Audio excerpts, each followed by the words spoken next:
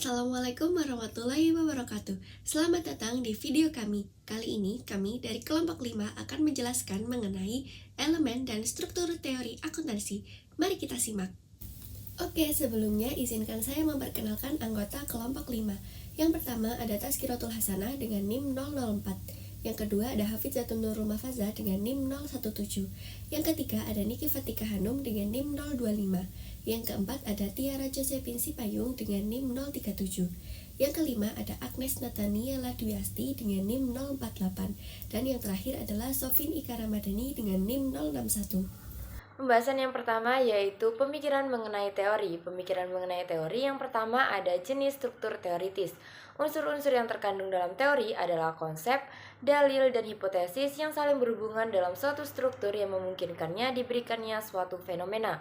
Hubungan yang sistematis dari hipotesis yang saling berhubungan ini diperoleh melalui formalisasi suatu teori, yaitu dengan menggunakan sebuah sistem bahasa formal yang telah aksiomasi dan diartikan dengan tepat.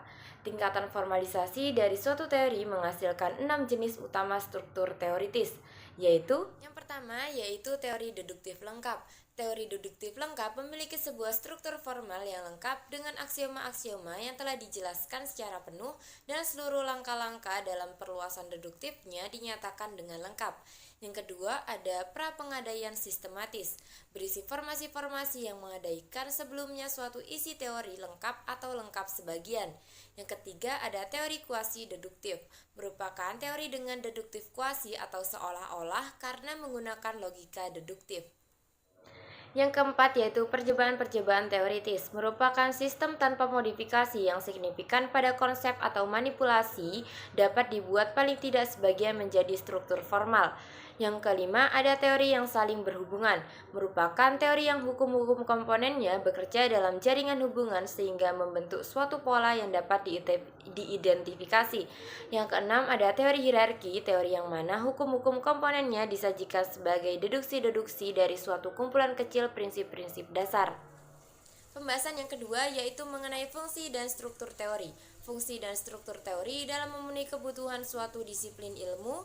John Harvard dan Sid Jagdish mengelompokkan fungsi teori menjadi 4 kategori. Yang pertama yaitu fungsi deskriptif. Teori digunakan untuk menjelaskan suatu fenomena dengan menghubungkan gagasan atau konsep yang relevan serta faktor-faktor yang mendasarinya. Yang kedua yaitu fungsi pembatasan. Teori membantu memilih dan mengelompokkan peristiwa tertentu yang perlu dijelaskan serta memberikan makna abstrak berdasarkan tahapan deskriptif tertentu. Yang ketiga ada fungsi generatif, yaitu teori berperan dalam menghasilkan hipotesis yang dapat diuji dan memberikan wawasan, pemikiran, dan ide-ide yang mendukung pengembangan hipotesis baru. Yang keempat ada teori integratif, yaitu teori menyajikan konsep dan hubungan yang ada secara koheren dan konsisten, sehingga membentuk pemahaman yang terpadu dalam suatu bidang ilmu. Selanjutnya, pada slide ini kita akan membahas evaluasi teori menurut kriteria teori yang baik. Dalam teorinya, SC. memilih 24 kriteria evaluasi teori yang dianggap paling relevan dari 70 kriteria yang ada. Kriteria tersebut mencakup beberapa aspek dimulai dari yang terpenting. Kriteria tersebut adalah dapat diverifikasi, dapat diprediksi, konsisten, andal, akurat, umum, kemampuan untuk diterjemahkan, kelangsungan, ketahanan, penting, multi penerapan, memiliki suatu arti, dapat dikendalikan, sinergi, pengenalan, kepopuleran, kemanjuran, densitas, kehematan, dapat distandarkan, kesederhanaan, stabilitas, dan keseringan. Kriteria-kriteria ini menunjukkan bahwa suatu teori yang baik harus dapat diuji, dapat diterapkan dalam berbagai situasi, serta memiliki kejelasan makna dan stabilitas dalam penggunaannya. Selanjutnya, pada slide ini kita membahas teori umum versus teori menengah dalam akuntansi. Definisi teori sendiri adalah sebagai suatu gagasan atau konsep, definisi, dan usulan yang saling berkaitan untuk menjelaskan suatu fenomena dengan hubungan-hubungan matematis antar variabel. Dalam dunia akademik, teori akuntansi dapat dibedakan menjadi teori umum dan teori menengah. Yang pertama yaitu teori umum. Teori umum adalah teori yang berusaha menjelaskan fenomena dalam lingkup yang luas dan mencakup sebagai aspek dalam suatu ilmu. Dalam akuntansi, teori umum bertujuan untuk memberikan pemahaman yang menyeluruh mengenai prinsip-prinsip akuntansi yang berlaku secara universal. Yang kedua adalah teori menengah. Menurut Robert Merton, teori menengah adalah teori yang berada di antara hipotesis-hipotesis minor, namun berkembang secara sistematis melalui penelitian berkelanjutan hingga menjadi teori yang menyeluruh. Dalam konteks akuntansi, teori menengah lebih spesifik dibandingkan dengan teori umum. Teori ini muncul karena adanya perbedaan dalam pendekatan penelitian yang dilakukan oleh para peneliti terhadap data akuntansi dan faktor lingkungan yang mempengaruhi akuntansi. Materi yang selanjutnya adalah konsep teoritis akuntansi. Konsep teori akuntansi adalah prinsip dasar yang diterima secara umum karena terbukti sesuai dan membantu dalam menyusun laporan keuangan. Teori ini menjadi dasar dalam akuntansi untuk memastikan bahwa laporan keuangan dapat mencerminkan kondisi keuangan suatu entitas dengan jelas dan dapat dipercaya. Konsep teori pada perumusan prinsip dasar akuntansi ada 7. Yang pertama, teori kepemilikan atau proprietary theory, di mana dalam teori ini entitas hanya sebagai wakil pemilik dan entitas hanyalah agen.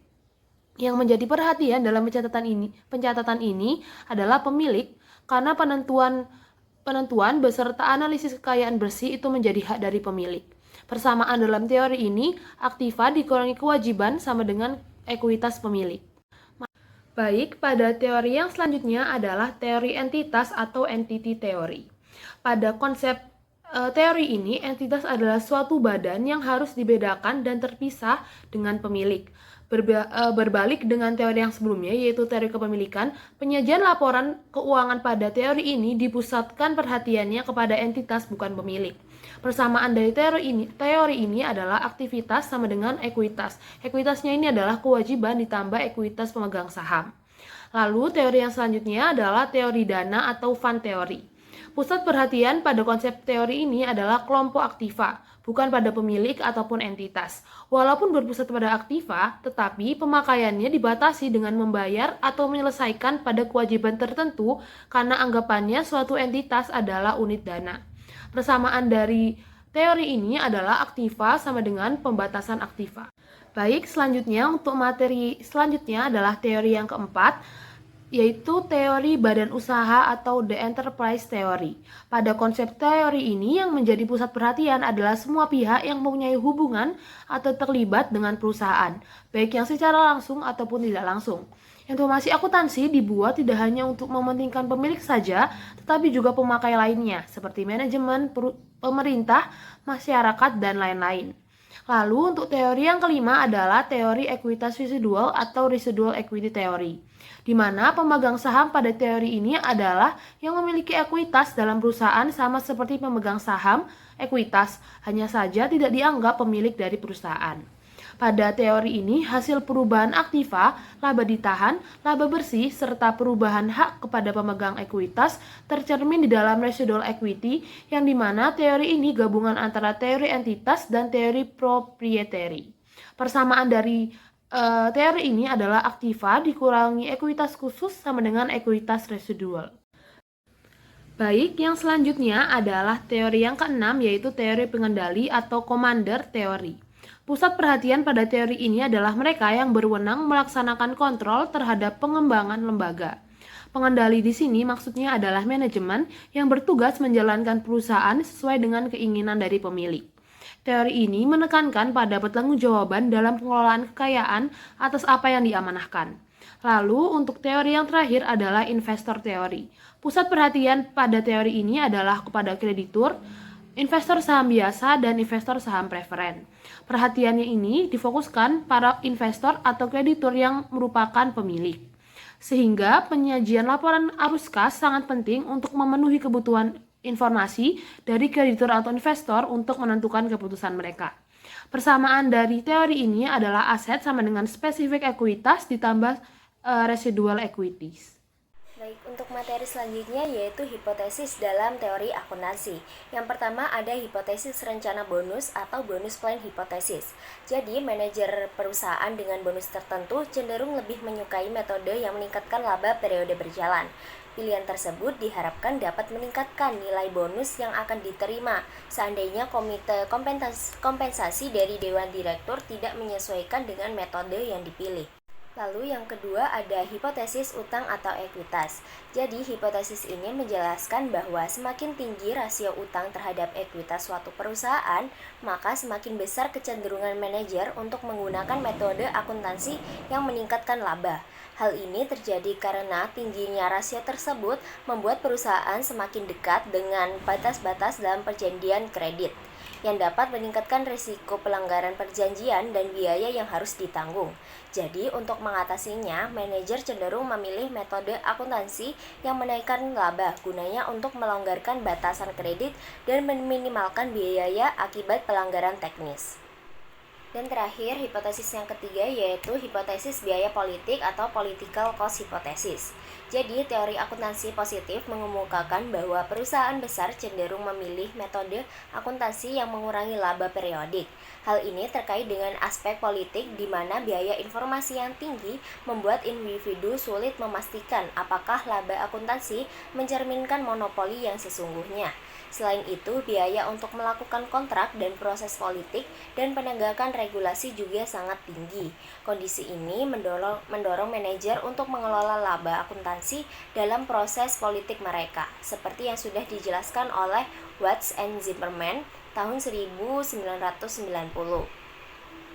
Dan teori ini mengidentifikasi 3 hubungan keagenan utama. Yang pertama itu ada antara manajemen dengan pemilik, manajemen dengan kreditor, dan manajemen dengan pemerintah. Pada perkembangannya, teori positif berfokus pada penjelasan praktik akuntansi yang berlaku dan prediksi peran akuntansi dalam kepentingan ekonomi berbagai pihak di pasar modal. Meskipun demikian, teori ini dapat dikritik karena dianggap tidak sepenuhnya bebas dari bias dan pertimbangan nilai. Jadi, para peneliti yang menggunakan teori ini adalah cenderung menolak alternatif pemikiran lain, dan pertimbangan nilai yang implisit sering mempengaruhi bentuk dan isi penelitian. Hal ini menunjukkan bahwa objektivitas penuh dalam penelitian ini sulit dicapai karena unsur bias mencerminkan orientasi dari penelitian itu sendiri. Untuk merumuskan atau menemukan generalisasi hukum atau teori empiris terdapat 4 prosedur utama yang digunakan, yaitu mimpi, eureka, pendekatan deduktif, dan pendekatan induktif. Mari kita bahas yang pertama. Mimpi. Dalam konteks ini, penemuan akuntansi terjadi secara intuitif atau berdasarkan inspirasi yang muncul tanpa perhitungan logis yang sistematis. Contoh, Luca Pacioli, yang dikenal sebagai bapak akuntansi, mengembangkan sistem pembukuan berpasangan atau double entry accounting berdasarkan konsep yang telah dipraktikkan oleh para pedagang Italia yang mungkin muncul dari pemikiran intuitifnya. Yang kedua, pendekatan induktif. Metode ini berdasarkan pengamatan atas fakta atau data nyata yang kemudian dikembangkan menjadi teori atau prinsip akuntansi. Adapun tahapan dari pendekatan induktif yaitu, yang pertama, mencatat seluruh observasi yang dilakukan. Yang kedua, menganalisis dan mengklasifikasikan observasi-observasi ini untuk mendeteksi adanya hubungan yang terus berulang. Yang ketiga, secara induktif menghasilkan generalisasi dan prinsip-prinsip akuntansi dari observasi-observasi yang menggambarkan hubungan yang terus berulang. Terakhir, menguji generalisasi tersebut. Adapun contoh, yaitu prinsip matching concept atau konsep pencocokan dalam akuntansi yang menyatakan bahwa pendapatan harus dicocokkan dengan biaya yang terkait dalam periode yang sama. Dikembangkan berdasarkan pengamatan praktik bisnis yang sudah berjalan. Baik, selanjutnya pada slide ini kita akan membahas mengenai konteks penemuan akuntansi yang ketiga, yakni pendekatan deduktif. Sebelumnya udah dijelasin kan dan mengenai pendekatan induktif. Nah, sekarang pendekatan deduktif. Apa sih itu pendekatan deduktif? Pendekatan deduktif adalah pendekatan yang menggunakan logika atau teori yang sudah ada. Teori yang sudah ada tadi dikembangkan menjadi sebuah prinsip atau konsep baru di dalam akuntansi. Contoh penerapan dari pendekatan deduktif ini adalah adanya kerangka konseptual akuntansi yang dikembangkan oleh FASB dan IASB. Pendekatan deduktif ini cara kerjanya itu dimulai dari teori, kan sudah ada teori kan teman-teman, kemudian dilakukan uji relevansi. Kemudian, kalau sudah akan menjadi sebuah konsep baru yang bisa diterapkan ke dalam praktek akuntansi. Kayak gitu. Nah, selanjutnya adalah konteks penemuan yang keempat, yakni Eureka. Apa sih itu Eureka? Eureka adalah penemuan akuntansi yang muncul secara tiba-tiba setelah pemikiran intens yang cukup panjang. Jadi Eureka ini kayak aha moment, kayak gitu. Contoh dari Eureka ini adalah penemuan konsep konservatisme dalam akuntansi, di mana yang menyatakan bahwa dalam kondisi ketidakpastian, perusahaan itu harus mencatat potensi kerugian lebih awal dibandingkan dengan mencatat keuntungan. Jadi, gini teman-teman, kan tadi ada 4 konteks penemuan akuntansi. Bisa kita simpulkan nih, kalau mimpi dan Eureka itu lebih berkaitan dengan penemuan akuntansi yang bersifat intuitif atau tiba-tiba. Sedangkan kalau pendekatan deduktif dan induktif itu lebih ke pendekatan ilmiah yang lebih sistematis dalam mengembangkan suatu teori atau standar akuntansi. Baik, itu tadi yang dapat kami sampaikan. Semoga bermanfaat. Bila ada kurangnya kami mohon maaf. Wassalamualaikum warahmatullahi wabarakatuh.